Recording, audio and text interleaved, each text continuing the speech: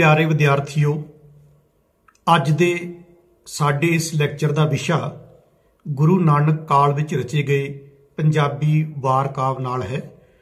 पंजाबी साहित्य के इतिहासकारां ने 1501 तो 1700 ईस्वी तक के काल खंड नूं गुरु नानक काल का नां दिता है। असीं इस काल खंड दौरान रचे गए पंजाबी वार काव्य बारे विस्तृत चर्चा करांगे ਅਤੇ पंजाबी काव्य परंपरा के मुੱਢ ਨੂੰ जानन हित पूर्व नानक काल नाल संबंधित पंजाबी वार काव्य बारे भी संखेप चर्चा करांगे। परंतु इस चर्चा तो पहला वार शब्द की उत्पत्ति, इसके मूल, वार काव्य की परिभाषा ਅਤੇ इसके स्वरूप बारे जान लेना भी जरूरी प्रतीत हुंदा है। वार शब्द का मूल संस्कृत का व्रीहि धातु है। यही व्रीहि धातु वारी, वैरी, वार रोकण वाला जां वाहरी आदि शब्द का वाहक बनता है। पंजाबी विच वार का अर्थ वारी जां बार भी है। अंग्रेजी ते वार शब्द का अर्थ भी जंग जां लड़ाई ही है। प्रोफैसर प्यारा सिंह अपनी पुस्तक पंजाबी साहित्य की रूप रेखा विच वार शब्द बारे वख-वख विद्वानां दे मत इस तरह दर्ज करते हैं कि कईयां दा ख्याल है कि वार शब्द का अर्थ है हल्ला करना, धावा बोलना। जिस काव्य विच हल्लियां, धावियां जां जंगां युद्धां दा वर्णन होवे उस नूं वार कहा जाता है। वार का अर्थ वर्जना, रोकना है। इसे अर्थ विच यह पद ऋग्वेद विच भी आया है। हल्ले, धावे की रोक जां सुरक्षा लई कीते यत्नां दा जिक्र आउण करके भी इस नूं वार दा नाम दिता गया होवेगा। कईयां दा मत है कि वार बार बार दोहराउण दे अर्थां विच आउंदा है। ढाडी लोग सूरम गति के गीतां नूं बार बार दोहरा के सुनाया करते हैं, इसलिए इसका नाम शायद वार पै गया होवे। वार जां बार दरवाजे नूं भी कहिंदे हन, क्योंकि ढाडी जां भट लोग सूरमियां दे दरवाजियां ते खलो के बीर रसी गीतां दा उच्चारण करते सन, इसलिए इसका नाम वार होया। राजस्थानी बोली विच वार शब्द का अर्थ है सहायता लई पुकारना। राजस्थान विच बार हठ नां दी एक भट जाति भी है जो अपने स्वामियां ते दरां ते प्रशंसा दे गीत गाउंदे अते हठ करके मंगण लई अड़े रहिंदे सन। वार शब्द का मूल वार्ता पद है। पिछले जमाने में जंगां युद्धां की कथा कहानी ही कवियां दा मन भाउंदा विषा सी, क्योंकि होर कोई आखी जाण वाली वार्ता सामने नहीं सी। इसलिए ढाडियां अते भट्टां ने बहादुरां दे वार्ता बिरतांत नूं ही अपने काव्य का विषा बनाया ते इसका ना ही वार पै गया। वार शब्द इस वार्ता पद तो संक्षिप्त होया जापदा है। ये मत सब तो ज्यादा ढुकवां अते ठीक लगता है। अज भावें वार शब्द कई अर्थां विच वरतिया जाता होवे, परंतु पहले पहल इसका साहित्यक प्रयोग वार्ता तो ही तुरिया होवेगा, ऐसी मेरी धारणा है। ये प्रोफैसर प्यारा सिंह होरी इस धारणा नाल अपनी सहमति व्यक्त करते हैं। प्रोफैसर प्यारा सिंह दीयां इन्हां धारणावां माइक्रोपीडिया रेडी रैफरेंस नंबर 1 डॉक्टर गंडा सिंह, भाई कहन सिंह नाभा अपने महान कोश विच, पाकिस्तानी विद्वान Ahmad Salim, doctor Ratan Singh Jaggi, principal SS Amol आदि विद्वानां वल्लों वार दीयां दित्तियां परिभाषावां दे आधार ते असीं इस सिੱਟੇ उपर पुजदे हां कि वार एक अजिहा काव्य रूप है जिस विच किसी युद्ध, इतिहासक, मिथिहासक जां अध्यात्मक टक्कर का वर्णन होवे। इस टक्कर विच उसारू शक्ति की न्यायपूर्वक अते सच्चाई हित लड़े घोल विच जित होवे, पिछां खिंचू ताकतां की हार होवे। अजिही टक्कर के काव्य प्रगटा नूं वार कहा जा सकता है। वार का विषा युद्ध कथा ते नायकां का जस गायन हुंदा है। इसका आम प्रचलित अति प्रवान रूप पौड़ी है। जेकर युद्ध कथा जां नायक का जस वर्णन वार की रूह है तां पौड़ी इसका शरीर। पौड़ी एक अजिहा छंद है जिस ते गाउण नाल एक अजिही घूकर जां गूंज पैदा हुंदी है कि पाठक ਸਰੋਤੇ अंदर सुते सिद्ध ही बीर रस जाग पैंदा है। इस चर्चा उपरंत ਅਸੀਂ ਕਹਿ ਸਕਦੇ ਹਾਂ कि वार पंजाबी ਸਾਹਿਤ ਦਾ ਪ੍ਰਸਿੱਧ ਅਤੇ ਨਿਰੋਲ ਆਪਣਾ ਕਾਵਿ ਰੂਪ ਹੈ। ਇਸ ਵਿੱਚ ਪੌੜੀ ਛੰਦ ਦੁਆਰਾ ਕਿਸੇ ਯੁੱਧ ਕਥਾ ਜਾਂ ਜੰਗੀ ਵਾਰਤਾ ਦਾ ਵਰਣਨ ਕੀਤਾ ਜਾਂਦਾ ਹੈ ਅਤੇ ਨਾਲ ਹੀ ਨਾਇਕ ਦੀ ਨਿਡਰਤਾ, ਦਲੇਰੀ, ਬਹਾਦਰੀ, ਨੇਕੀ ਅਤੇ ਹੋਰਨਾਂ ਗੁਣਾਂ ਦੀ ਤਾਰੀਫ ਕੀਤੀ ਜਾਂਦੀ ਹੈ। ਪੰਜਾਬੀ ਵਾਰ ਕਾਵਿ ਦਾ ਮੁੱਢ ਪੂਰਵ ਨਾਨਕ ਕਾਲ ਵਿੱਚ ਲੋਕ ਵਾਰਾਂ ਅਤੇ ਅਧਿਆਤਮਿਕ ਵਾਰਾਂ ਨਾਲ ਵੱਜਦਾ ਹੈ। ਇਹਨਾਂ ਲੋਕ ਵਾਰਾਂ ਦੀ ਉਤਪਤੀ ਮਨੁੱਖੀ ਵੀਰਤਾ ਦੇ ਜਜ਼ਬੇ ਦੀ ਰਿਣੀ ਹੈ। ਆਦ ਕਾਲ ਤੋਂ ਹੁਣ ਤੱਕ ਦਾ ਮਨੁੱਖੀ ਇਤਿਹਾਸ ਵੀਰਤਾ ਭਰਪੂਰ ਕਾਰਨਾਮਿਆਂ ਦੀ ਹੈਰਾਨ ਕਰ ਦੇਣ ਵਾਲੀ ਅਦਭੁਤ ਕਹਾਣੀ ਹੈ। ਵਾਰ ਕਾਵਿ ਦੇ ਇਤਿਹਾਸ ਵਿੱਚ ਲੋਕ ਵਾਰਾਂ ਸਭ ਤੋਂ ਪੁਰਾਤਨ ਹਨ। ਇਹਨਾਂ ਵਾਰਾਂ ਨੂੰ ਭੱਟ ਜਾਂ ਢਾਡੀ ਪੀੜ੍ਹੀਓ ਪੀੜ੍ਹੀ ਜ਼ਬਾਨੀ ਯਾਦ ਰੱਖਦੇ ਆਏ ਹਨ। ਪਿਆਰਾ ਸਿੰਘ ਪਦਮ ਅਨੁਸਾਰ ਇਹ ਲੋਕ ਵਾਰਾਂ 72 ਹਨ। ਇਹ ਵਾਰਾਂ ਗੁਰੂਆਂ ਦੇ ਦਰਬਾਰ ਵਿੱਚ ਅਬਦੁਲ ਅਤੇ ਨੱਥਮਲ ਢਾਡੀ ਸਿੱਖਾਂ ਨੂੰ ਉਤਸ਼ਾਹ ਦੇ ਕੇ ਯੋਧੇ ਬਣਾਉਣ ਲਈ ਗਾਇਆ ਕਰਦੇ ਸਨ। ਇਸ ਤੋਂ ਇਹ ਪਤਾ ਚੱਲਦਾ ਹੈ ਕਿ ਗੁਰੂ ਦਰਬਾਰ ਨਾਲ ਢਾਡੀਆਂ ਦਾ ਸੰਬੰਧ ਇਸੇ ਵੇਲੇ ਤੋਂ ਜੁੜਿਆ ਅਤੇ ਇਹ ਪਰੰਪਰਾ ਅੱਜ ਵੀ ਜਾਰੀ ਹੈ। ਸੰਭਾਲ ਨਾ ਹੋ ਸਕਣ ਕਾਰਨ ਇਹ ਵਾਰਾਂ ਸੰਭਾਲੀਆਂ ਨਹੀਂ ਜਾ ਸਕੀਆਂ। ਇਹਨਾਂ ਵਿੱਚੋਂ ਸਾਡੇ ਪਾਸ ਸਿਰਫ 9 ਵਾਰਾਂ ਹੀ ਪੁੱਜਦੀਆਂ ਹਨ। ਡਾਕਟਰ ਮੋਹਨ ਸਿੰਘ ਅਨੁਸਾਰ ਇਹਨਾਂ ਦੇ ਨਾਂ ਇਸ ਤਰ੍ਹਾਂ ਹਨ: ਰਾਏ ਕਮਾਲ ਮੌਜ ਦੀ ਵਾਰ, ਸਿਕੰਦਰ ਇਬਰਾਹੀਮ ਦੀ ਵਾਰ, ਟੁੰਡੇ ਅਸਰਾਜੇ ਦੀ ਵਾਰ, ਲੱਲਾ ਬਹਿਲੀਮਾ ਦੀ ਵਾਰ, ਹਸਨੇ ਮਹਿਮੇ ਦੀ ਵਾਰ, ਮੂਸੇ ਦੀ ਵਾਰ, ਮਲਕ ਮੁਰੀਦ ਦੀ ਵਾਰ ਤਥਾ ਚੰਦਰੜਾ ਸੋਹੀਆ ਦੀ ਵਾਰ, ਯੋਧੇ ਵੀਰੇ ਪੂਰਬਾਨੀ ਦੀ ਵਾਰ, ਰਾਏ ਕੈਲਾਸ਼ तथा मालदेव दी वार। ਇਹਨਾਂ ਵਾਰਾਂ ਦੇ ਰਚਨਹਾਰਿਆਂ ਬਾਰੇ ਕੁਝ ਨਹੀਂ ਕਿਹਾ ਜਾ ਸਕਦਾ ਅਤੇ ਨਾ ਹੀ ਇਹ ਸੰਪੂਰਨ ਰੂਪ ਵਿੱਚ ਉਪਲਬਧ ਹਨ। ਇਹਨਾਂ ਵਿੱਚੋਂ ਪਹਿਲੀਆਂ 6 ਦੇ ਰਚਨਾ ਕਾਲ ਬਾਰੇ ਵੀ ਕੋਈ ਦਾਅਵਾ ਨਹੀਂ ਕੀਤਾ ਜਾ ਸਕਦਾ, ਪਰੰਤੂ ਬਾਅਦ ਵਾਲੀਆਂ 3 ਵਾਰਾਂ ਬਾਰੇ ਜ਼ਰੂਰ ਇਹ ਅਨੁਮਾਨ ਲਾਇਆ ਜਾਂਦਾ ਹੈ ਕਿ ਇਹ ਗੁਰੂ ਸਾਹਿਬਾਨ ਦੇ ਸਮੇਂ ਵਿੱਚ ਰਚੀਆਂ ਗਈਆਂ ਹੋਣਗੀਆਂ।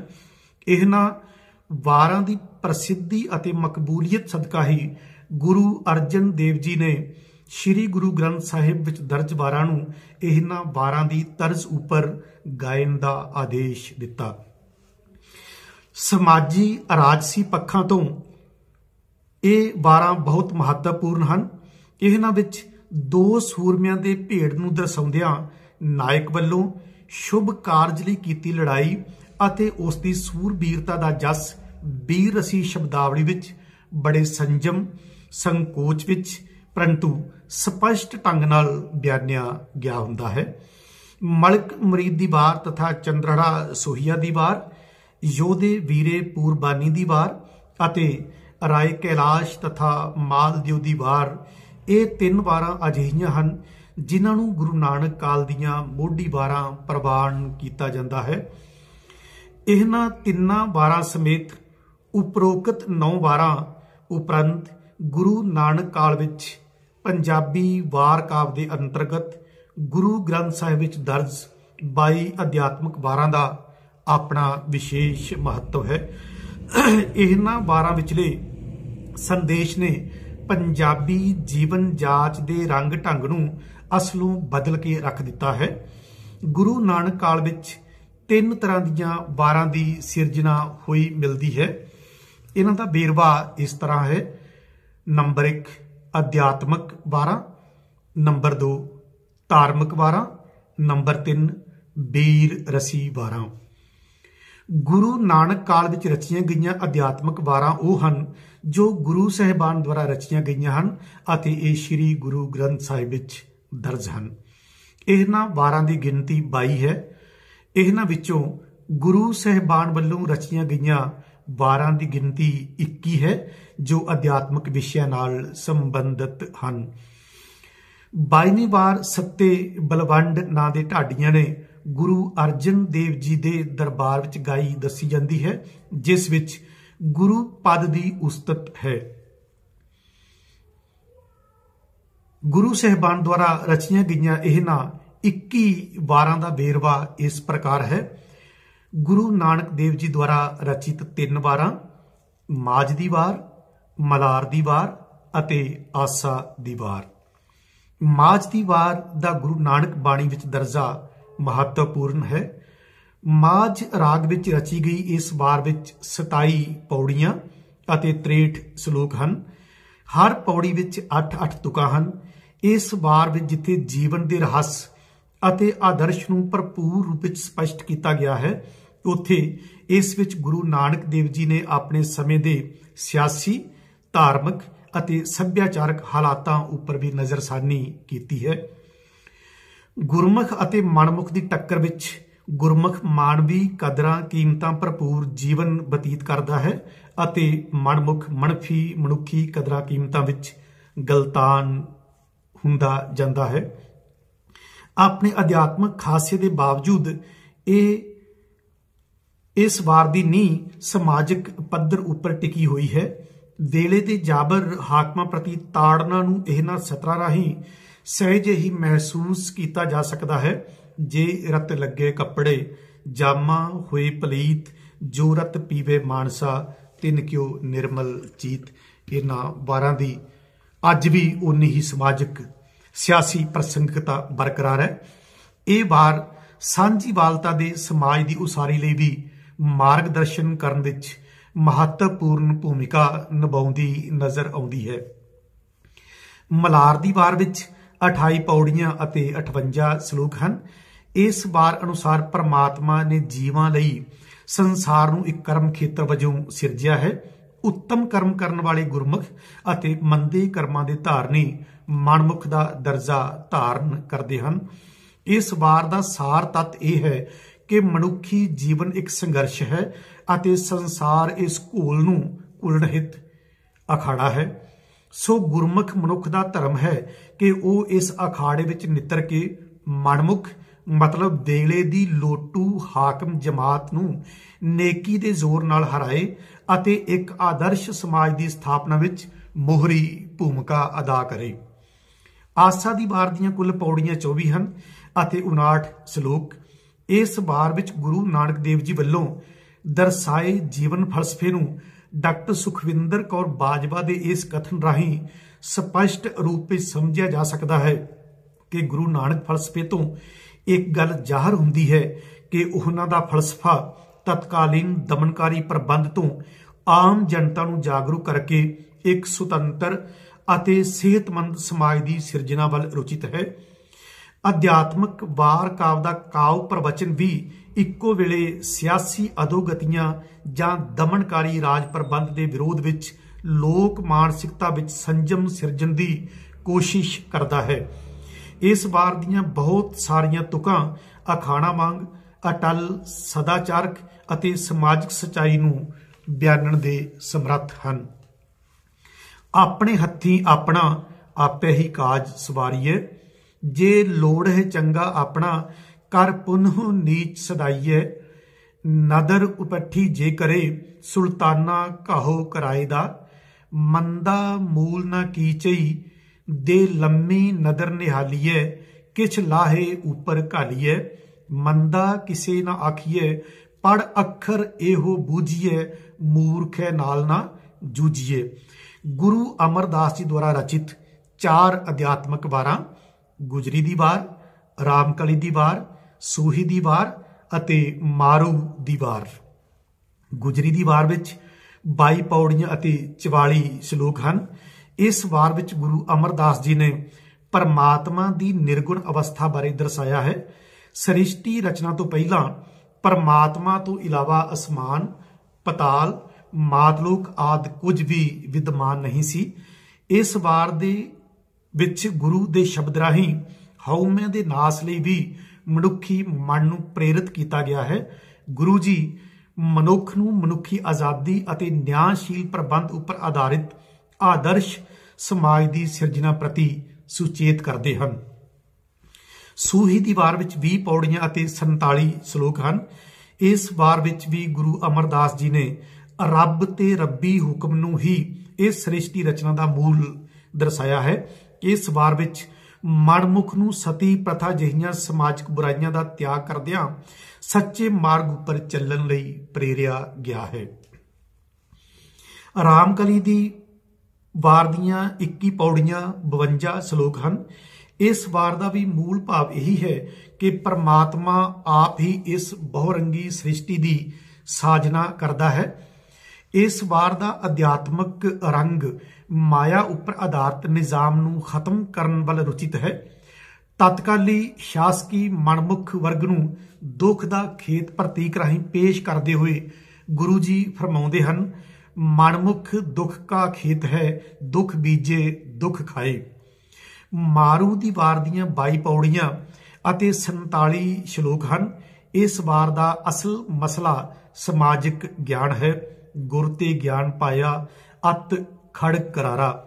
ਗੁਰੂ ਤੋਂ ਪ੍ਰਾਪਤ ਇਸੇ ਗਿਆਨ ਰਾਹੀਂ ਮਨੁੱਖ ਨੇ ਆਪਣੀ ਨਿੱਜੀ ਆਜ਼ਾਦੀ ਦੇ ਮਹੱਤਵ ਤੋਂ ਜਾਣੂ ਹੋਣਾ ਹੈ ਅਤੇ ਹਾਕਮ ਜਮਾਤ ਦੀਆਂ ਮਨੁੱਖ ਮਾਰੂ ਦਮਨਕਾਰੀ ਨੀਤੀਆਂ ਖਿਲਾਫ ਡਟਣ ਦਾ ਅਹਿਦ ਕਰਨਾ ਹੈ।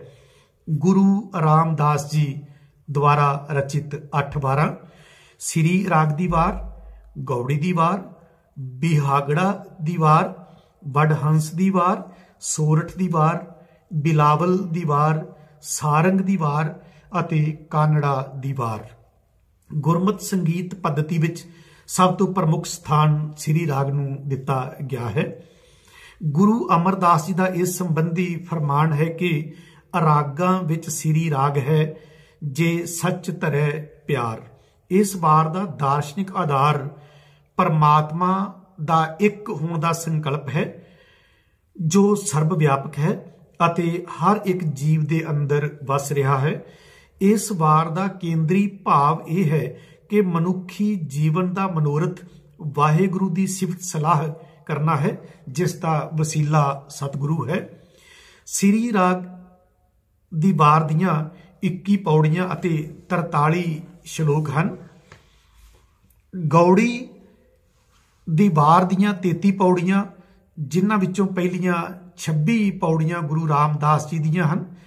27ਵੀਂ ਤੋਂ 31ਵੀਂ ਪੌੜੀ ਗੁਰੂ ਅਰਜਨ ਦੇਵ ਜੀ ਦੁਆਰਾ ਰਚਿਤ ਹੈ ਅਤੇ ਬਾਅਦ ਵਾਲੀਆਂ 2 ਫਿਰ ਗੁਰੂ ਰਾਮਦਾਸ ਜੀ ਦੀਆਂ ਹਨ। ਇਸ ਵਾਰ ਦਾ ਵਿਸ਼ਾ ਵੀ ਪਰਮਾਤਮਾ ਦੀ ਉਸਤਤ ਕਰਨ ਦੇ ਨਾਲ ਨਾਲ ਮਨੁੱਖ ਨੂੰ ਮਨਮੁਖਤਾ ਦਾ ਰਾਹ ਤਿਆਗ ਕੇ ਗੁਰਮੁਖ ਦਾ ਰਾਹ ਅਪਣਾਉਣ ਲਈ ਪ੍ਰੇਰਿਤ ਕਰਨਾ ਹੈ। ਬਿਹਾਗੜੇ ਦੀ ਵਾਰ ਦੀਆਂ 21 ਪੌੜੀਆਂ ਅਤੇ 43 ਸ਼ਲੋਕ ਹਨ। ਇਸ ਵਾਰ ਦਾ ਮੂਲ ਦਾਰਸ਼ਨਿਕ ਵਿਚਾਰ ਇਹ ਹੈ ਕਿ ਪਰਮਾਤਮਾ ਹੀ ਇਸ ਸੰਸਾਰ ਦੀ ਸਿਰਜਣਾ ਕਰਦਾ ਹੈ ਅਤੇ ਜੀਵਾਂ ਦੀ ਉਤਪਤੀ ਕਰਕੇ ਉਹਨਾਂ ਦਾ ਆਸਰਾ ਬਣਦਾ ਹੈ। ਇਸ ਵਾਰ ਵਿੱਚ ਅਧਿਆਤਮਕ ਸੰਵੇਦਨਾ ਦੇ ਨਾਲ ਨਾਲ ਮਨੁੱਖ ਦੀ ਆਤਮਿਕ ਪ੍ਰਕਿਰਿਆ ਨੂੰ ਸਿਰਜਣਾਤਮਕਤਾ ਵੱਲ ਵਿਕਸਿਤ ਕਰਨ ਦੀ ਰੁਚੀ ਪ੍ਰਬਲ ਰੂਪ ਵਿੱਚ ਅਭਿਵਿਅਕਤ ਹੋਈ ਹੈ। ਵਡਹੰਸ ਦੀ ਵਾਰ ਦੀਆਂ ਵੀ 21 ਪੌੜੀਆਂ ਅਤੇ 43 ਸ਼ਲੋਕ ਹਨ। ਵਡਹੰਸ ਰਾਗ ਵਿੱਚ ਇਹ ਵਾਰ ਵਡਹੰਸ ਅਰਥਾਤ ਵੱਡੇ ਸੰਤ ਜਾਂ ਗੁਰੂ ਦੀ ਵਾਰ ਹੈ। ਮਨਮੁਖ ਦੀ ਹਾਰ ਤੇ ਗੁਰਮੁਖ ਦੀ ਜਿੱਤ ਇਸ ਵਾਰ ਦਾ ਮੁੱਖ ਵਿਸ਼ਾ ਹੈ। ਸੋਰਠ ਦੀ ਵਾਰ ਦੀਆਂ 29 ਪੌੜੀਆਂ ਅਤੇ 58 ਸ਼ਲੋਕ ਹਨ। ਇਸ ਵਾਰ ਵਿੱਚ ਸੁਹਾਗਨ ਤੇ ਦੁਹਾਗਨ ਦੇ ਦ੍ਰਿਸ਼ਟਾਂਤ ਰਾਹੀਂ ਗੁਰੂ ਰਾਮਦਾਸ ਜੀ ਨੇ ਮਨੁੱਖ ਨੂੰ ਅਧਿਆਤਮਕਤਾ ਦੇ ਮਾਰਗ ਉੱਪਰ ਚੱਲਣ ਲਈ ਪ੍ਰੇਰਿਆ ਹੈ। ਬਿਲਾਵਲ ਦੀ ਵਾਰ ਦੀਆਂ 13 ਪੌੜੀਆਂ ਅਤੇ 27 ਸ਼ਲੋਕ ਹਨ। ਇਸ ਵਾਰ ਵਿੱਚ ਗੁਰੂ ਰਾਮਦਾਸ ਜੀ ਨੇ ਜਿੱਥੇ ਮਨਮੁਖ ਜਾਂ ਨਿੰਦਕ ਕੁਰੀਤੀਆਂ ਤੇ ਅਡੰਬਰਾਂ ਦੀ ਨਿਖੇਧੀ ਕੀਤੀ ਹੈ, ਉੱਥੇ ਮਨੁੱਖ ਨੂੰ ਅਧਿਆਤਮਕਤਾ ਦੇ ਮਾਰਗ ਤੇ ਤੁਰਨ ਲਈ ਉਸ ਦੇ ਸਮੁੱਚੇ ਜੀਵਨ ਢੰਗ ਲਈ ਉਸਾਰੂ ਸੇਧਾਂ ਪ੍ਰਦਾਨ ਕੀਤੀਆਂ ਹਨ। ਸਾਰੰਗ ਦੀ ਵਾਰ ਦੀਆਂ 36 ਪੌੜੀਆਂ ਅਤੇ 74 ਸ਼ਲੋਕ ਹਨ। ਇਹ ਵਾਰ ਮਨੁੱਖ ਨੂੰ ਸੰਸਾਰਕ ਮੋਹ ਬੰਧਨਾਂ ਤੋਂ ਉੱਪਰ ਉੱਠ ਕੇ ਇਸ ਦੀ ਅਸਲੀਅਤ ਨੂੰ ਪਛਾਣਦਿਆਂ ਗੁਰੂ ਦੀ ਮੱਤ ਰਾਹੀਂ ਆਤਮਿਕ ਕਲਿਆਣ ਦਾ ਪਾਂਧੀ ਬਣਨ ਲਈ ਪ੍ਰੇਰਦੀ ਹੈ। ਹੱਥੀਂ ਕੀਤੀ ਕਿਰਤ ਅਤੇ ਉਸ ਵਿੱਚੋਂ ਆਪਣੇ ਹੱਥੋਂ ਦਾਨ ਦੇਣ ਦਾ ਵਿਚਾਰ ਇਸ ਵਾਰ ਦੀ ਮੁੱਖ ਵਿਸ਼ੇਸ਼ਤਾ ਕਹੀ ਜਾ ਸਕਦੀ ਹੈ। ਕਾਨੜੇ ਦੀ ਵਾਰ ਦੀਆਂ 15 ਪੌੜੀਆਂ ਅਤੇ 30 ਸ਼ਲੋਕ ਹਨ। ਇਸ ਵਾਰ ਦਾ ਮੁੱਖ ਨਾਇਕ ਗੁਰੂ ਹੈ, ਜੋ ਮਨੁੱਖ ਨੂੰ ਪੂਰਨਤਾ ਦਾ ਦ੍ਰਿਸ਼ਟੀਕੋਣ ਮੁਹੱਈਆ ਕਰਵਾਉਂਦਿਆਂ ਗੁਰਮੁਖ ਦੇ ਪੈਂਤੜੇ ਰਾਹੀਂ ਮਨਮੁਖਤਾ ਨੂੰ ਜਾਂ ਮਨਫੀ ਮਨੁੱਖੀ ਕਦਰਾਂ ਕੀਮਤਾਂ ਨੂੰ ਖਾਰਜ ਕਰਨ ਲਈ ਮਨੁੱਖ ਦੀ ਯੋਗ ਅਗਵਾਈ ਕਰਦਾ ਹੈ। ਗੁਰੂ ਅਰਜਨ ਦੇਵ ਜੀ ਦੁਆਰਾ ਰਚਿਤ 6 ਵਾਰਾਂ ਗੌੜੀ ਦੀ ਵਾਰ, ਗੁਜਰੀ ਦੀ ਵਾਰ, ਜੈਤਸਰੀ ਦੀ ਵਾਰ, ਰਾਮਕਲੀ ਦੀ ਵਾਰ, ਮਾਰੂ ਦੀ ਵਾਰ ਅਤੇ ਬਸੰਤ ਦੀ ਵਾਰ। ਗੌੜੀ ਦੀ ਵਾਰ ਦੀਆਂ 21 ਪੌੜੀਆਂ ਅਤੇ 42 ਸ਼ਲੋਕ ਹਨ। ਇਸ ਵਾਰ ਵਿੱਚ ਗੁਰੂ ਅਰਜਨ ਦੇਵ ਜੀ ਨੇ ਸਮਾਜ ਨੂੰ ਇੱਕ ਵਿਸ਼ਵੀ ਆਦਰਸ਼ ਸਮਾਜ ਦੇ ਰੂਪ ਵਿੱਚ ਬਦਲਣ ਦੇ ਅਮਲ ਦੇ ਸਿਧਾਂਤ ਨੂੰ ਦ੍ਰਿੜ ਕੀਤਾ ਹੈ। ਗੁਜਰੀ ਦੀ ਵਾਰ ਦੀਆਂ ਵੀ 21 ਪੌੜੀਆਂ ਅਤੇ 42 ਸ਼ਲੋਕ ਹਨ। ਇਸ ਵਾਰ ਰਾਹੀਂ ਗੁਰੂ ਅਰਜਨ ਦੇਵ ਜੀ ਦੀ ਵਿਕਾਸਵਾਦੀ ਅਤੇ ਮਾਨਵਵਾਦੀ ਵਿਚਾਰਧਾਰਾ ਮਨੁੱਖਤਾ ਦੀ ਭਲਾਈ ਪ੍ਰਤੀ ਕਾਰਜਸ਼ੀਲ ਭੂਮਿਕਾ ਨਿਭਾਉਂਦੀ ਨਜ਼ਰੀ ਪੈਂਦੀ ਹੈ। ਮਨਮੁਖ ਅਤੇ ਗੁਰਮੁਖ ਦੇ ਆਤਮਿਕ ਘੋਲ ਰਾਹੀਂ ਇਸ ਵਾਰ ਵਿੱਚ ਗੁਰਮੁਖ ਦੀ ਸ਼੍ਰੇਸ਼ਟਤਾ ਨੂੰ ਦ੍ਰਿੜਾਇਆ ਗਿਆ ਹੈ। ਜੈਤਸਰੀ ਦੀ ਵਾਰ ਦੀਆਂ 20 ਪੌੜੀਆਂ ਅਤੇ 40 ਸ਼ਲੋਕ ਹਨ। ਇਸ ਵਾਰ ਵਿੱਚ ਗੁਰੂ ਅਰਜਨ ਦੇਵ ਜੀ ਨੇ ਨੇਕੀ ਤੇ ਬਦੀ ਦਾ ਟਾਕਰਾ ਦਰਸਾਉਂਦਿਆਂ ਸਾਡੇ ਸਾਹਮਣੇ ਇੱਕ ਸਮਾਜਿਕ ਆਦਰਸ਼ ਪੇਸ਼ ਕੀਤਾ ਹੈ। ਉਹਨਾਂ ਨੇ ਆਦਰਸ਼ ਸਮਾਜ ਦੀ ਚੂਲ ਗੁਰਮੁਖ ਮਨੁੱਖ ਦੀਆਂ ਖੂਬੀਆਂ ਦੀ ਵੀ ਤਸਵੀਰਕਸ਼ੀ ਕੀਤੀ ਹੈ। ਇਸ ਵਾਰ ਦਾ ਕੇਂਦਰੀ ਥੀਮ ਹੈ ਕਿ ਇੱਕ ਇਖਲਾਕੀ ਮਨੁੱਖ ਹੀ ਆਦਰਸ਼ਕ ਸਮਾਜ ਦੀ ਸਥਾਪਨਾ ਵੱਲ ਅਗਰਸਰ ਹੋ ਸਕਦਾ ਹੈ। ਰਾਮਕਲੀ ਦੀ ਵਾਰ ਦੀਆਂ 22 ਪੌੜੀਆਂ ਅਤੇ 44 ਸ਼ਲੋਕ ਹਨ। ਇਸ ਵਾਰ ਦਾ ਕੇਂਦਰੀ ਧੁਰਾ ਵੀ ਪ੍ਰਭੂ ਨਾਮ ਦਾ ਸਿਮਰਨ ਤੇ ਉਸ ਦੀ ਸਿਫਤ ਸਲਾਹ ਹੀ ਹੈ। ਇਹ ਵਾਰ ਤਤਕਾਲੀ ਸਮਾਜ ਦੇ ਤਾਨਾਸ਼ਾਹੀ ਪ੍ਰਬੰਧ ਉੱਪਰ ਚੋਟ ਕਰਦਿਆਂ ਗੁਲਾਮੀ ਤੋਂ ਮੁਕਤ ਆਦਰਸ਼ ਸਮਾਜ ਦਾ ਸੰਕਲਪ ਪ੍ਰਸਤੁਤ ਕਰਦੀ ਹੈ। ਮਾਰੂ ਦੀ ਵਾਰ ਦੀਆਂ 23 ਪੌੜੀਆਂ ਅਤੇ 64 ਸ਼ਲੋਕ ਹਨ। ਇਸ ਵਾਰ ਵਿੱਚ ਗੁਰੂ ਅਰਜਨ ਦੇਵ ਜੀ ਨੇ ਸੱਚ ਦੇ ਵਿਖੜੇ ਪੈਂਡੇ ਦੇ ਪਾਂਧੀ ਅਤੇ ਸੱਚ ਉੱਪਰ ਪਹਿਰਾ ਦੇਣ ਵਾਲੇ ਬਿਰਲੇ ਗੁਰਮੁਖ ਮਨੁੱਖਾਂ ਦੀਆਂ ਖੂਬੀਆਂ ਨੂੰ ਉਗਾੜਿਆ ਹੈ। ਬਸੰਤ ਦੀ ਵਾਰ ਦੀਆਂ ਕੇਵਲ 3 ਪੌੜੀਆਂ ਹਨ। ਗੁਰੂ ਗ੍ਰੰਥ ਸਾਹਿਬ ਵਿੱਚ ਦਰਜ ਅਧਿਆਤਮਿਕ ਵਾਰਾਂ ਵਿੱਚੋਂ ਇਹ ਸਭ ਤੋਂ ਛੋਟੀ ਵਾਰ ਹੈ। ਇਸ ਵਾਰ ਵਿੱਚ ਗੁਰੂ ਜੀ ਨੇ ਪ੍ਰਭੂ ਨਾਲ ਇਕਸੁਰਤਾ, ਏਕਤਾ ਅਤੇ ਸਿਰਜਣਾਤਮਕ ਸ਼ਕਤੀ ਦੇ ਅੰਤਰਬੋਧੀ ਖਿਆਲ ਨੂੰ ਅਭਿਵਿਅਕਤੀ ਪ੍ਰਦਾਨ ਕੀਤੀ ਹੈ। ਇਹਨਾਂ ਅਧਿਆਤਮਿਕ ਵਾਰਾਂ ਵਿੱਚ ਸ਼ਾਂਤ ਰਸ ਦੀ ਪ੍ਰਧਾਨਤਾ ਹੈ। ਗੁਰੂ ਸਾਹਿਬਾਨ ਦੇ ਸਮੇਂ ਵਾਰ ਗਾਉਣ ਦਾ ਰਿਵਾਜ ਆਮ ਸੀ। ਉਹਨਾਂ ਨੇ ਮਹਿਸੂਸ ਕੀਤਾ ਕਿ ਲੋਕ ਮਨਾਂ ਉੱਪਰ ਇਸ ਕਾਵਿ ਰੂਪ ਦਾ ਪ੍ਰਭਾਵ ਵਧੇਰੇ ਪੈਂਦਾ ਹੈ। ਇਸ ਲਈ ਉਹਨਾਂ ਨੇ ਆਪਣੇ ਵਿਚਾਰਾਂ ਦੇ ਪ੍ਰਗਟਾ ਲਈ ਵਾਰ ਕਾਵਿ ਰੂਪ ਨੂੰ ਚੁਣਿਆ। ਮਨੁੱਖ ਦੀ ਸੁੱਤੀ ਆਤਮਾ ਨੂੰ ਜਗਾਉਣਾ ਹੀ ਇਹਨਾਂ ਵਾਰਾਂ ਦਾ ਮੁੱਖ ਉਦੇਸ਼ ਸੀ। ਇਹਨਾਂ ਵਾਰਾਂ ਦੇ ਸੰਦੇਸ਼ ਨੇ ਲੋਕਾਂ ਦੇ ਜੀਵਨ ਦ੍ਰਿਸ਼ਟੀਕੋਣ ਨੂੰ ਬਦਲਣ ਵਿੱਚ ਮੋਹਰੀ ਭੂਮਿਕਾ ਨਿਭਾਈ ਹੈ। ਮਾਇਆ ਦੇ ਨਿਜ਼ਾਮ ਨੂੰ ਰੱਦ ਕਰਨਾ, ਮਨਮੁਖਾਂ ਨੂੰ ਖਾਰਜ ਕਰਨਾ, ਚੰਗੇਰੀ ਸੋਨੇਰੀ ਹਾਂ ਪੱਖੀ ਕਦਰਾਂ ਕੀਮਤਾਂ ਵਾਲੇ ਗੁਰਮੁਖ ਮਨੁੱਖਾਂ ਦੇ ਸੰਕਲਪ ਨੂੰ ਦ੍ਰਿੜ ਕਰਨਾ ਇਹਨਾਂ ਵਾਰਾਂ ਦਾ ਮੁੱਖ ਖਾਸਾ ਕਿਹਾ ਜਾ ਸਕਦਾ ਹੈ। ਇਸ ਤੋਂ ਬਾਅਦ ਧਾਰਮਿਕ ਵਾਰਾਂ ਦੇ ਅੰਤਰਗਤ ਭਾਈ ਗੁਰਦਾਸ ਜੀ ਦੁਆਰਾ ਰਚਿਤ 39 ਵਾਰਾਂ ਦਾ ਦਰਜਾ ਬਹੁਤ ਮਹੱਤਵਪੂਰਨ ਹੈ। ਭਾਈ ਗੁਰਦਾਸ ਜੀ ਦੀਆਂ ਵਾਰਾਂ ਗੁਰਬਾਣੀ ਦੀ ਵਿਆਖਿਆ ਹਨ। ਇਸੇ ਕਰਕੇ ਗੁਰੂ ਅਰਜਨ ਦੇਵ ਜੀ ਨੇ ਇਹਨਾਂ ਨੂੰ ਗੁਰੂ ਗ੍ਰੰਥ ਸਾਹਿਬ ਜੀ ਦੀ ਕੁੰਜੀ ਸਵੀਕਾਰ ਕੀਤਾ ਹੈ। ਇਹਨਾਂ ਵਾਰਾਂ ਵਿੱਚ ਗੁਰਬਾਣੀ ਦੀ ਵਿਆਖਿਆ ਦੇ ਨਾਲ-ਨਾਲ ਗੁਰੂ ਵਿਅਕਤੀਆਂ ਦੇ ਜੀਵਨ, ਗੁਰੂ ਸਿੱਖੀ ਦੀਆਂ ਰਹੁ-ਰੀਤਾਂ, ਰਹਿਣੀ ਬਹਿਣੀ, ਕਰਨੀ ਕਥਨੀ ਤੋਂ ਪੂਰੀ ਤਰ੍ਹਾਂ ਜਾਣੂ ਕਰਵਾਉਣ ਲਈ ਇਹਨਾਂ ਵਿਸ਼ਿਆਂ ਉੱਪਰ ਖੁੱਲ੍ਹ ਕੇ ਚਰਚਾ ਕੀਤੀ ਹੈ।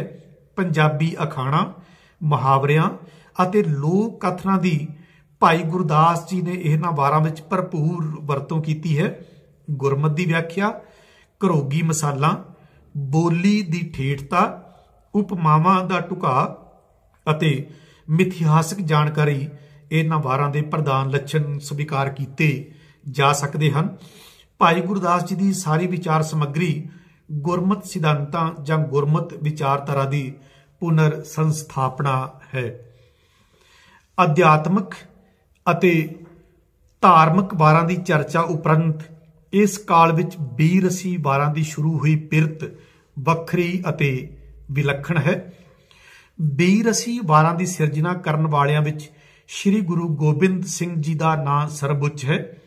ਇਹਨਾਂ ਬੇਰਸੀ ਵਾਰਾਂ ਨੇ ਸਮਾਜਿਕ ਤਬਦੀਲੀ ਵਿੱਚ ਵੱਡਾ ਯੋਗਦਾਨ ਪਾਇਆ ਹੈ। ਚੰਡੀ ਦੀ ਵਾਰ ਦੀ ਸਿਰਜਣਾ ਕਰਕੇ ਗੁਰੂ ਗੋਬਿੰਦ ਸਿੰਘ ਜੀ ਨੇ ਵਾਰ ਦੇ ਸਰੂਪ ਨੂੰ ਹੀ ਬਦਲ ਕੇ ਰੱਖ ਦਿੱਤਾ ਹੈ। ਇਸ ਵਾਰ ਵਿੱਚ ਇੱਕ ਮਿਥਿਹਾਸਕ ਕਹਾਣੀ ਨੂੰ ਆਧਾਰ ਬਣਾਉਂਦੇ ਹੋਏ ਗੁਰੂ ਗੋਬਿੰਦ ਸਿੰਘ ਜੀ ਦੁਆਰਾ ਦੁਰਗਾਂ ਅਤੇ ਦੈਂਤਾਂ ਦੀ ਲੜਾਈ ਦਾ ਬਿਰਤਾਂਤ ਸਿਰਜਿਆ ਗਿਆ ਹੈ। ਇਸ ਵਾਰ ਵਿੱਚ ਯੁੱਧ ਭੂਮੀ ਦੀਆਂ ਘਟਨਾਵਾਂ ਦਾ ਬਿਆਨ ਬਹੁਤ ਹੀ ਯਥਾਰਥਕ, ਕਲਾਤਮਕ ਅਤੇ ਸੁਹਜਾਤਮਕ ਢੰਗ ਨਾਲ ਕੀਤਾ ਗਿਆ ਹੈ। ਗੁਰੂ ਗੋਬਿੰਦ ਸਿੰਘ ਜੀ ਦੁਆਰਾ ਰਚਿਤ ਇਸ ਚੰਡੀ ਦੀ ਵਾਰ ਨੂੰ ਗੁਰੂ ਨਾਨਕ ਕਾਲ ਦੀ ਸ਼੍ਰੋਮਣੀ ਵਾਰ ਸਵੀਕਾਰ ਕੀਤਾ ਜਾਂਦਾ ਹੈ। ਇਸ ਕਾਲ ਵਿੱਚ ਗੁਰੂ ਗੋਬਿੰਦ ਸਿੰਘ ਜੀ ਦੇ ਦਰਬਾਰੀ ਕਵੀਆਂ ਮੀਰ ਸ਼ਬੀਲਾ ਅਤੇ ਮੀਰ ਮੁਸ਼ਕੀ ਵੱਲੋਂ ਰਚੀ ਗਈ ਪੰਗਾਣੀ ਦੇ ਯੁੱਧ ਦੀ ਵਾਰ ਦੇ ਨਾਲ ਇੱਕ ਹੋਰ ਭੇੜੇ ਕੀ ਵਾਰ ਪਾਤਸ਼ਾਹੀ 10ਵੀਂ ਦਾ ਜ਼ਿਕਰ ਵੀ ਮਿਲਦਾ ਹੈ। ਇਸ ਉਪਰੰਤ ਨਜਾਬਤ ਰਚਿਤ ਨਾਦਰ ਸ਼ਾਹ ਦੀ ਵਾਰ, ਪੀਰ ਮੁਹੰਮਦ ਰਚਿਤ ਚੱਠਿਆਂ ਦੀ ਵਾਰ, ਯਸ਼ੋਦਾ ਨੰਦਨ ਰਚਿਤ ਲਵਕੁਸ਼ ਦੀ ਵਾਰ, ਅਗਰਾ ਰਚਿਤ ਹਕੀਕਤ ਰਾਏ ਦੀ ਵਾਰ ਆਦਿ ਅਜਿਹੀਆਂ ਵਾਰਾਂ ਹਨ ਜੋ ਉੱਤਰ ਨਾਨਕ ਕਾਲ ਵਾਰ ਕਾਵਿ ਪਰੰਪਰਾ ਨੂੰ ਅਮੀਰੀ ਬਖਸ਼ਦੀਆਂ ਪ੍ਰਤੀਤ ਹੁੰਦੀਆਂ ਹਨ। ਅਸੀਂ ਆਪਣੀ ਗੱਲ ਨੂੰ ਫਿਰ ਸ਼੍ਰੀ ਗੁਰੂ ਗੋਬਿੰਦ ਸਿੰਘ ਜੀ ਦੁਆਰਾ ਰਚਿਤ ਚੰਡੀ ਦੀ ਵਾਰ ਦੀ ਮੁੱਖ ਖੂਬੀ, ਕਿਉਂਕਿ ਹਰ ਸਾਹਿਤਕ ਕਿਰਤ ਦਾ ਆਪਣਾ ਪ੍ਰਕਾਰਜ, ਪ੍ਰਯੋਜਨ ਤੇ ਉਦੇਸ਼ ਹੁੰਦਾ ਹੈ। ਕੋਈ ਵੀ ਸਾਹਿਤਕ ਕਿਰਤ ਉਦੇਸ਼ ਵਿਹੂਣੀ ਨਹੀਂ ਹੁੰਦੀ। ਚੰਡੀ ਦੀ ਵਾਰ ਦਾ ਉਦੇਸ਼ ਇੱਕ ਲੋਕ ਕਹਾਣੀ ਰਾਹੀਂ, ਇੱਕ ਲੋਕ ਦੰਤ ਕਿਦਵੰਤੀ ਰਾਹੀਂ ਅਸੀਂ ਸਪਸ਼ਟ ਕਰਨਾ ਚਾਹਾਂਗੇ। ਕਿਹਾ ਜਾਂਦਾ ਹੈ ਕਿ ਗੁਰੂ ਜੀ ਦੇ ਦਰਬਾਰ 'ਚ ਇੱਕ ਵਾਰ ਇੱਕ ਕਵੀ ਆਇਆ, ਕਹਿੰਦਾ ਕਿ ਮੈਨੂੰ ਗੁਰੂ ਜੀ ਆਪਣਾ ਦਰਬਾਰੀ ਕਵੀ ਬਣਾਓ। ਗੁਰੂ ਜੀ ਨੇ ਕਿਹਾ ਕਿ ਤੁਸੀਂ ਪਹਿਲਾਂ ਆਪਣੀ ਕਵਿਤਾ ਸੁਣਾਓ ਕੋਈ। ਉਹਨਾਂ ਨੇ ਕਿਹਾ ਕਿ ਕਾਮ ਹਮਾਰਾ ਤੋਲਣ ਤਕੜੀ, ਨੰਗੀ ਕਰਦ ਕभी नहीं पकड़ी, चिड़ी उड़े डर से मर जाए, मुगलन स्यों कैसे लड़ पाए। गुरु जी ने कहा कि नहीं, अजिही कविता मेरे प्रयोजन ते खरी नहीं उतरती। मेरे लिए काव्य का प्रयोजन बहुत वखरा ते विलक्षण है। उन्होंने कहा कि मैं भी एक कविता की सिरजना की है चंडी दी वार दी, तुसीं इहनूं लिजाओ, इहदा पाठ करो। इहदा पाठ करन तो उपरंत जे तुहाडे मन चों कोई कविता फुटे ते फिर मेरे कोल आयो। ਉਹ ਦਰਬਾਰੀ ਕਵੀ ਸਾਹਿਬਾਨ ਨੇ ਉਸ ਚੰਡੀ ਦੀ ਵਾਰ ਦਾ ਵਾਰ-ਵਾਰ ਪਾਠ ਕੀਤਾ। ਕਵਿਤਾ ਨਹੀਂ ਸੁੱਝੀ। ਆਖਰ ਇੱਕ ਦਿਨ ਉਹਦੇ ਅੰਦਰੋਂ ਕਵਿਤਾ ਫੁੱਟੀ। ਉਹ ਗੁਰੂ ਗੋਬਿੰਦ ਸਿੰਘ ਜੀ ਦੇ ਕੋਲ ਚੱਲ ਕੇ ਆਏ, ਕਹਿਣ ਲੱਗੇ ਜੀ ਚੰਡੀ ਦੀ ਵਾਰ ਪੜਨ ਤੋਂ ਬਾਅਦ ਜਿਹੜੇ ਮੇਰੇ ਮਨ ਚੋਂ ਕਵਿਤਾ ਬਾਰੇ ਜਜ਼ਬਾ ਪੁੰਗ ਰਿਹਾ, ਮੈਂ ਤੁਹਾਡੇ ਨਾਲ ਉਹ ਸਾਂਝਾ ਕਰਨਾ ਚਾਹੁੰਦਾ। ਗੁਰੂ ਜੀ ਨੇ ਕਿਹਾ ਕਿ ਸੁਣਾਓ। ਉਹਨਾਂ ਨੇ ਕਿਹਾ, धर लूंगा एक एक को शमशीर के आगे, रख दूंगा सीना ओ जिगर दिल चीर के आगे, दुनिया तो झुकी फिरती है तकदीर के आगे, तकदीर भी झुक जाएगी मेरे तीर के आगे। कहण दा भाव कि यही बेरसी प्रयोजन, यही बेरस लोकां च पैदा करना, अन्याय के खिलाफ लड़न लई खुद नूं तैयार करना ते लोक चेतना नूं प्रचंड करना ही इन्हां वारां दे हिस्से है। ते इन्हां वारां दा यही प्रकारज, यही प्रयोजन, यही उद्देश है। ते इन्हां वारां दी अज भी उन्नी ही समाजिक, सियासी, धार्मिक प्रसंगिकता है जिन्नी पहलां सी। अज भी मनुख नूं अपने अमलां नूं चंगेरा बनाउण लई गुरबाणी च अध्यात्मक वारां जिहड़ा पेश गुरमुख दा संकल्प है, उहदे उत्ते अपने आप नूं खरे सिद्ध करन लई इन्हां वारां दा पाठ बहुत जरूरी है। तुहाडा सारिआं दा बहुत बहुत